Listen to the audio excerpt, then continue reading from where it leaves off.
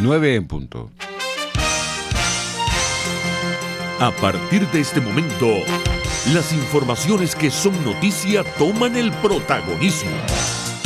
Comienza Informe RCR. Muy buenos días, bienvenidos a este Informe RCR de hoy, 23 de mayo de 2018. Como siempre, estamos trabajando a nombre de Jaime Nestares en la Dirección General de la Estación, de Willy Zarcaya en la Gerencia de Producción, Jackson Vargas en la Coordinación de Redacción, en la producción de este espacio, Leonel Espinosa, Marilia García, María Alejandra Silva y Natalia Mora, en la Dirección Técnica César Arteaga. Les saluda Argenis Barreto a nombre de todo el equipo. Les recuerdo que nos puede escuchar también en el estado Carabobo, en Radio Puerto Cabello 1290 AM y en internet en rcr.tv, la radio que se ve para Venezuela y el mundo. Ya iniciamos contándoles que un sismo de 4.2 de magnitud sacudió al estado Carabobo la mañana de este miércoles. Usuarios aseguran que este movimiento también se sintió en Caracas. De acuerdo a Fumbices, su epicentro estuvo ubicado a 13 kilómetros al noroeste de Valencia y hubo una réplica de 4.0 a las 7:25 de la mañana. También tenemos que la Protección Civil y bomberos del estado Carabobo comenzaron a realizar una evaluación del estado de las edificaciones luego de que se registrara este sismo en horas de la mañana de este miércoles. 9:02. El grupo de los 7, conformado por Alemania, Canadá, Estados Unidos, Francia, Italia, Japón y Reino Unido, expresó este miércoles su rechazo a las elecciones presidenciales que se realizaron este domingo en el país, donde resultó reelecto el presidente Nicolás Maduro. Mencionaron que el proceso electoral no cumple con los estándares internacionales aceptados y por ende no posee las garantías básicas para un proceso inclusivo, justo y democrático. Esta elección y su resultado carecen de legitimidad y credibilidad, indicaron. En consecuencia, el G7 denunció la jornada electoral y sostuvo que mientras el régimen de Nicolás Maduro solidifique su dominio autoritario, los venezolanos continuarán siendo víctimas de abusos contra los derechos humanos. 9:03. Félix Gerardo Arellano, internacionalista y profesor universitario, afirmó que la expulsión del encargado de negocios de Estados Unidos en nuestro país, ordenada por el presidente Maduro, va mucho más allá de un impasse diplomático. Así lo enfatizó esta mañana a través de RCR. Esta decisión se inscribe en un contexto donde está la orden ejecutiva que ya firmó el presidente Obama, data desde esa época, sobre el peligro que representa Venezuela en el contexto hemisférico. Y ese peligro se ha agravado. En el hemisferio existe en este momento el grave problema de la diáspora venezolana a los países de la región, que les ha alterado su situación económica, sus presupuestos, sus condiciones de salubridad. Se efectuó en Argentina una reunión sobre el tema de salubridad agravado por la presencia de venezolanos que salen sin las condiciones sanitarias mínimas fundamentales y que ya está generando en la región temas como malaria, paludismo, etcétera, que en muchos de esos países eran enfermedades desaparecidas por la rigurosidad de sus programas sanitarios. Bueno, eso forma parte de todo este efecto Venezuela que está generando el gobierno de Nicolás Maduro. El internacionalista Félix Gerardo Arellano enfatizó que organismos como el Grupo de Lima revelan la preocupación internacional por recuperar la democracia en nuestro país. Cuando el gobierno venezolano adoptó el esquema de la Asamblea Nacional Constituyente, las alarmas se generaron en toda la comunidad democrática del mundo, porque bueno, ese es un mecanismo para ir destruyendo la democracia a decisión del dedo gobernante. Cualquier institución que le moleste, cualquier aspecto que le afecte, el gobierno recurre a la Asamblea Nacional Constituyente, que se asume inconstitucionalmente, ilegalmente, que tiene poderes supraconstitucionales. Eso es una absoluta ilegalidad, pero bueno, está actuando de esa manera. Fue la que decidió este proceso electoral violentando también las normas, y a partir de allí las alarmas están encendidas. Esto se ha agravado, la comunidad internacional pidió la eliminación de ese proceso electoral, rechazó la convocatoria, rechazó el acto, rechaza la Asamblea Nacional Constituyente y ahora obviamente rechaza los resultados. Entre tanto, expertos aseguran que las sanciones financieras impuestas por Estados Unidos al gobierno de Venezuela no están dirigidas a prohibir la importación de petróleo. Así nos los comentan en el siguiente reporte nuestros colegas de La Voz de América. Estados Unidos avanza en su estrategia de presión a Venezuela. Esta vez, luego de las controversiales elecciones en el país sudamericano, la Casa Blanca volvió a enfocarse en medidas financieras contra el gobierno de Nicolás Maduro. Expertos consultados por La Voz de América explicaron en qué consisten estas nuevas sanciones. Lo primero que explicó Ricardo Hausmann, director del Centro de Desarrollo Internacional de la Universidad de Harvard, es que la medida no significa una prohibición de importación de crudo del país petrolero. No, básicamente lo único que hace la medida en cuanto al petróleo es decir, mire, no pueden prestarle petróleo a Venezuela y no pueden comprar o empeñar o dar un crédito con garantías en las cuentas por cobrar de petróleo de Venezuela. No se mete con la posibilidad de pagar por el petróleo comprado. O sea, es solamente una restricción a operaciones financieras garantizadas con activos de la República, con cuentas por cobrar de la República.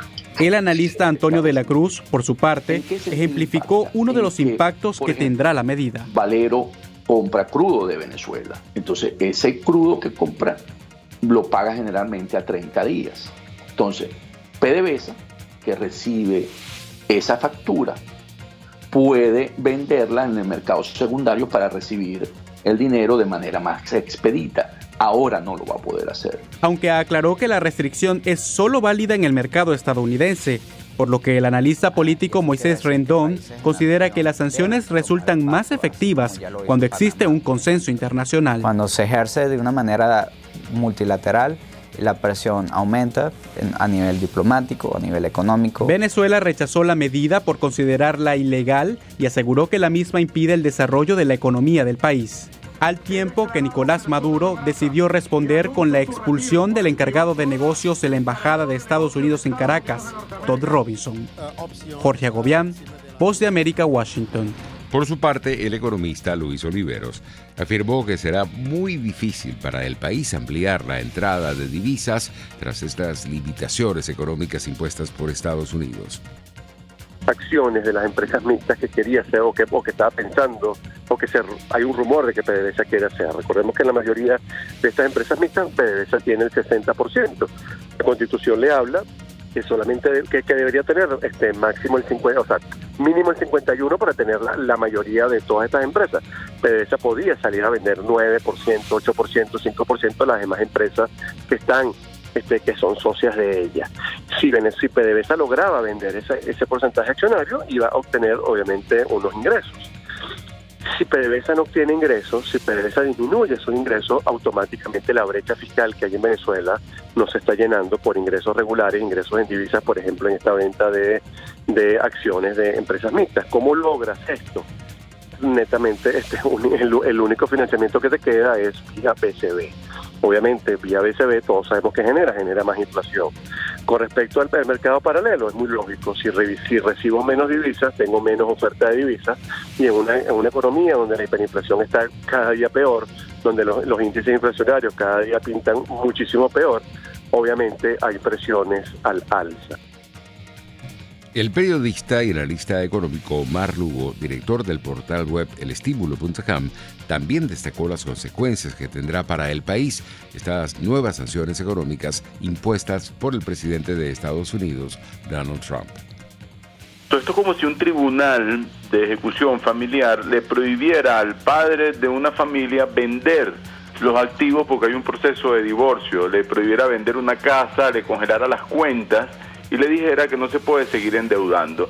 En el caso de Venezuela es particularmente serio porque como cualquier jefe de familia o madre de familia que ya no puede hacer mercado sino es pagando con las tarjetas de crédito, ahora Estados Unidos le congela la posibilidad a Venezuela de refinanciar la cuantiosa deuda externa que circula en el mercado de Estados Unidos. De modo que Venezuela, o el gobierno de Nicolás Maduro, que ya está agobiado por una fuerte caída de la producción de PDVSA, no tiene suficientes dólares y necesita siempre emitir nueva deuda para pagar vieja deuda, no puede ahora definitivamente por un buen tiempo negociar, emitir nuevos bonos, ni siquiera obtener el producto de venta de bonos en el mercado de Estados Unidos para ingresar esa plata acá. Y con respecto a Citgo, hay que recordar que esta es una filial de Petróleos de Venezuela que opera una serie de estaciones de servicio y refina nada menos que 750.000 barriles por día en Estados Unidos. Es casi la misma capacidad que refina Muay aquí.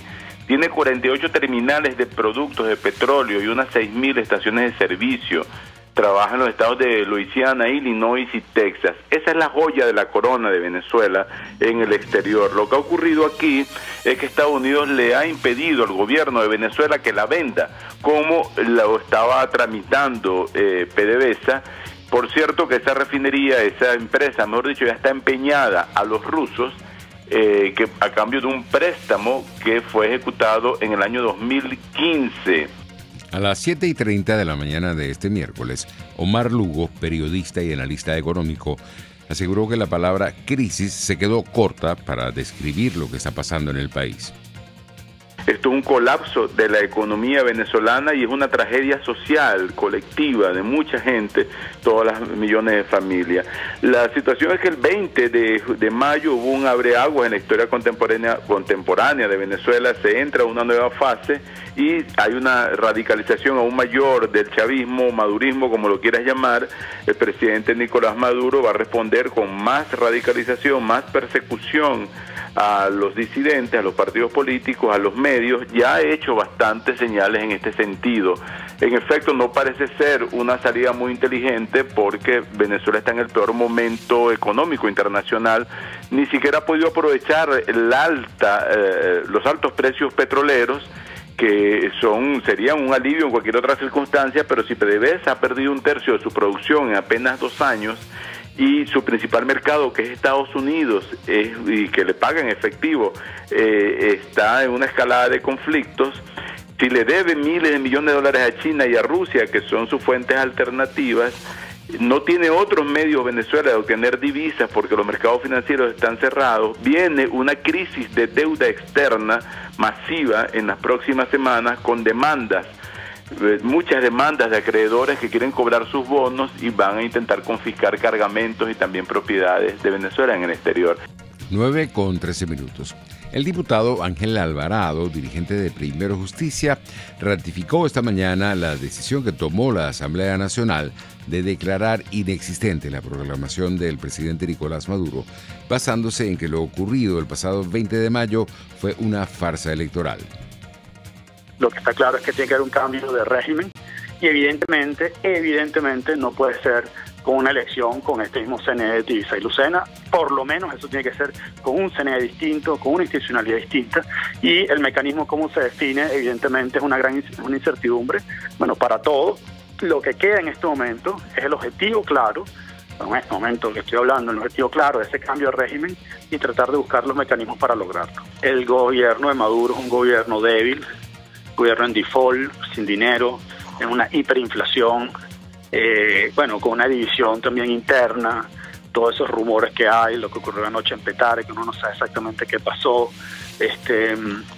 Evidentemente lo que hay es un gran ruido, que es posible pues que este gobierno se quiebre por completo en cualquier momento, o sea, una ruptura interna. Eso es una posibilidad, y eso algunas personas lo están viendo. Y en ese sentido se habla de que haya que reconvocar una elección, y evidentemente para nosotros tiene que ser con un nuevo CNE. El diputado Ángel Alvarado aseguró que Primero Justicia está a favor de que se renueve el liderazgo opositor con el objetivo de alcanzar la unidad de este sector político en la lucha por los cambios democráticos que requiere el país. Nosotros creemos que tiene que haber una renovación en la unidad, en la conducción.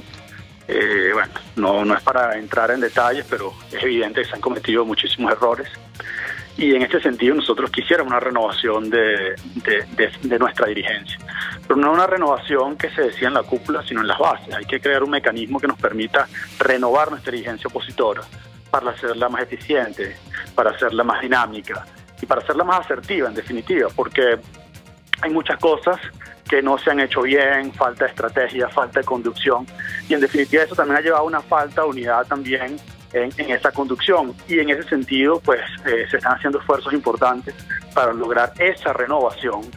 Yo creo que hay un liderazgo que está emergiendo, que es importante, que hay que darle más espacio, pero que evidentemente tiene que hacerse en concordancia con todos los sectores, sea cual sea el proceso que esto genere, que es un proceso que nos lleve a estar más unidos, más cohesionados y que nos permite una lucha que es incierta, porque cuando estás en una democracia, cuando tienes Estado de Derecho, tú tienes certezas, tú sabes qué va a pasar, cuándo son las elecciones y a qué atenerte. Tienes unas reglas del juego que son estables, unas reglas del juego que son conocidas por todos. Cuando entran en este tipo de régimen que estamos viviendo, en la cual no hay democracia, en la cual no hay certeza, evidentemente todo es incertidumbre. Por su parte, el también parlamentario Freddy Superlano, dirigente de Voluntad Popular, aseguró que la Asamblea Nacional, con este tipo de decisiones que está tomando, está cumpliendo con su papel de defender la democracia. Así lo expresó a las 8:40 de la mañana de este miércoles.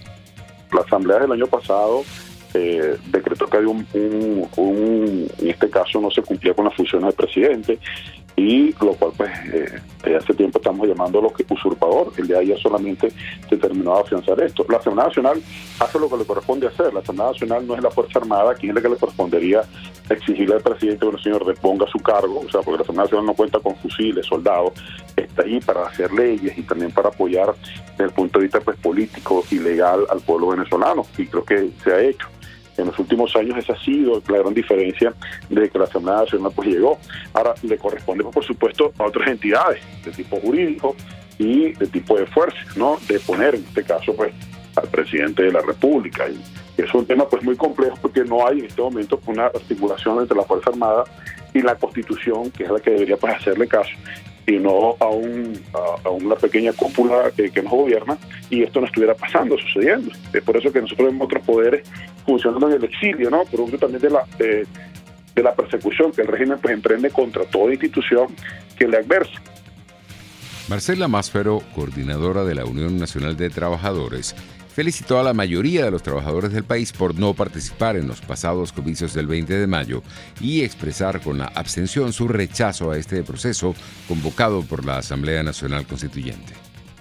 Que salimos masivamente el 30 de julio, que también lo demostramos y no participamos en ese fraude.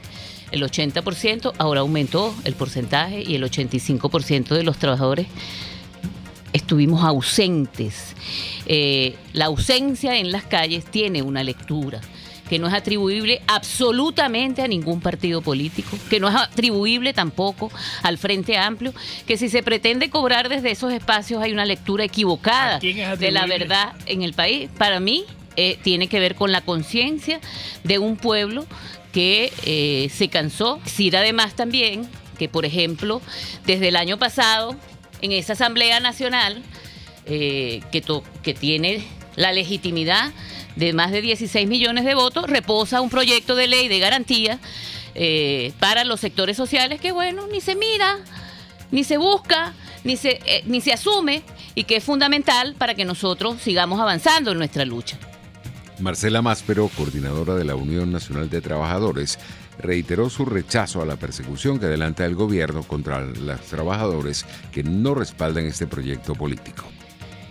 Nosotros la denunciamos cuando la constituyente, la OIT, la semana que viene empieza la conferencia de la OIT. El gobierno, por cierto, llamó a todas las centrales democráticas excepto a la UNET. El año pasado las acreditó excepto a la UNET, y incluso está pidiendo, por favor, los sindicalistas, corporativistas y gobierneros, que no usemos ese espacio contra la soberanía del país, porque hay una sanción que es la más grave que pesa sobre el régimen, que es una comisión de encuesta decidida por una queja que introdujo Fede Cámara, y que nosotros apoyamos como centrales sindicales independientes y democráticas, exigiendo justamente el tema de la protección, y uno de los temas que se va a tocar es el acoso a la mujer y el hombre en el trabajo en esa conferencia. Y además logramos, porque los despidos que se produjeron y el encarcelamiento fueron pocos, lamentables y pocos. Nosotros nos queda todavía un preso, que es el profesor Rolman Rojas, profesor de la Universidad de Carabobo, preso después de la constituyente de ese fraude, y que exigimos además su liberación inmediata. Y está el tema de los despidos, donde nosotros enviamos todo nuestro listado, entre ellos emblemáticos los compañeros de La Gaviota en el estado Sucre, los compañeros del Metro de Caracas, y por supuesto que hay que reformar la ley del trabajo. 9:21. Según datos ofrecidos por la Policía Federal encargada de asuntos migratorios, un total de 10.079 venezolanos tramitaron su regularización en Brasil desde los inicios del mes de abril. Esta cifra acumulada en apenas 7 semanas equivale a un quinto de todos los pedidos realizados en 3 años en Brasil. Desde 2015 hasta marzo de 2018, 38.567 venezolanos se habían presentado para regularizar su condición en Brasil, ya sea de solicitud de refugio o de residencia. Según cifras del Grupo de Lima, Brasil es la 7ª nación por número de migrantes venezolanos registrados. Son las 9:21, hora de ir a publicidad y volvemos.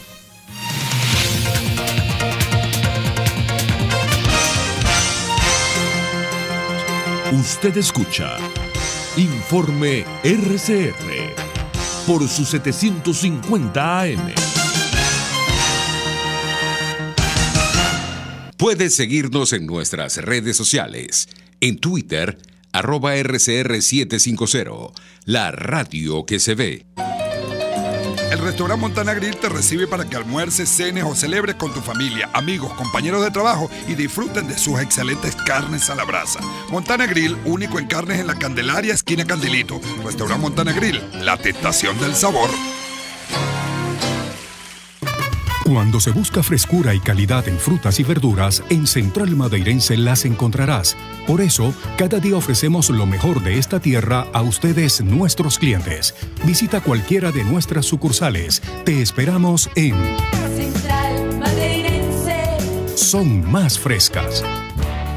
Dosis Alternativa es tu espacio para conocer de cerca todos aquellos temas relacionados con la salud, educación, la familia, entre otros. La enfermedad de Parkinson hoy en día se considera una enfermedad que debe ser tratada por un equipo multidisciplinario, no debe ser tratada en forma individual. Dosis Alternativa nos permite tener las respuestas con los especialistas de aquellas interrogantes sobre una amplia gama de preguntas que nos hacemos en nuestra vida cotidiana. Ahora, más allá de los métodos, si utilizamos el analítico o si utilizamos el global, más allá de los métodos, lo que debemos tener es una estrategia que yo llamo el amor por la lectura. Iniciarnos con amor y que en nuestra casa existan libros llamativos para los niños. Dosis Alternativa, una gama de posibilidades donde usted toma la decisión. Con Marilia García y Jackson Vargas, de lunes a viernes a las 9:30 de la mañana. Solo por RCR 750 AM y RCR.tv, la radio que se ve.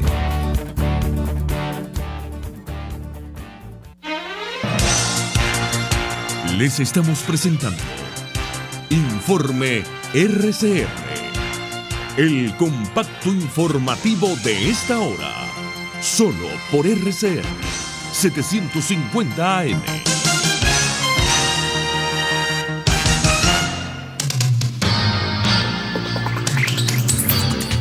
Iniciamos nuestro recorrido internacional en Chile, donde el obispado anunció la suspensión de 14 sacerdotes envueltos en un escándalo por conductas sexuales impropias, tras ser denunciados por una feligresa. Radio Francia Internacional nos amplía. Una testigo contó a Canal 13 que en esa cofradía se identificaban con parentescos femeninos. El líder era la abuela, luego seguían las tías, las hijas y las nietas. En el grupo formado por los religiosos se cometían abusos sexuales a menores de edad y proliferaban conductas sexuales impropias, según la testigo. Un sacerdote confirmó también al canal que desde hace unos 10 años se realizaban actos sexuales sin hacer la diferencia entre mayores y menores de edad. Los religiosos acostumbraban a realizar bromas de carácter sexual sexual y comentarios sobre sus preferencias por los menores de edad, dijo la testigo. La denunciante contó asimismo que abrió una cuenta de Facebook, se hizo pasar por un menor de 16 años y contactó con uno de los párrocos, el cual terminó mandándole fotos desnudo. Aunque denunció en varias ocasiones los hechos ante el obispo de Rancagua, Alejandro Goic, este no reaccionó. Después de la denuncia en televisión, Goic pidió perdón por no haber actuado con la agilidad adecuada. Goic es presidente del Consejo Nacional de Prevención de Abusos Sexuales a Menores de Edad de la Conferencia Episcopal Chilena. Este es un nuevo escándalo para la Iglesia Católica chilena, ya golpeada por encubrimientos de abuso sexual, lo que condujo a 34 obispos chilenos a presentar su renuncia. En Estados Unidos, los ciudadanos colombianos que se encuentran en esa nación norteamericana adelantan ya su voto en el proceso anticipado de las elecciones presidenciales en el vecino país y su presencia es masiva. Más detalles con nuestros colegas de La Voz de América. Los consulados de Colombia en Estados Unidos funcionan como centro para la votación adelantada, proceso previo a las elecciones presidenciales previstas para este domingo en su primera vuelta.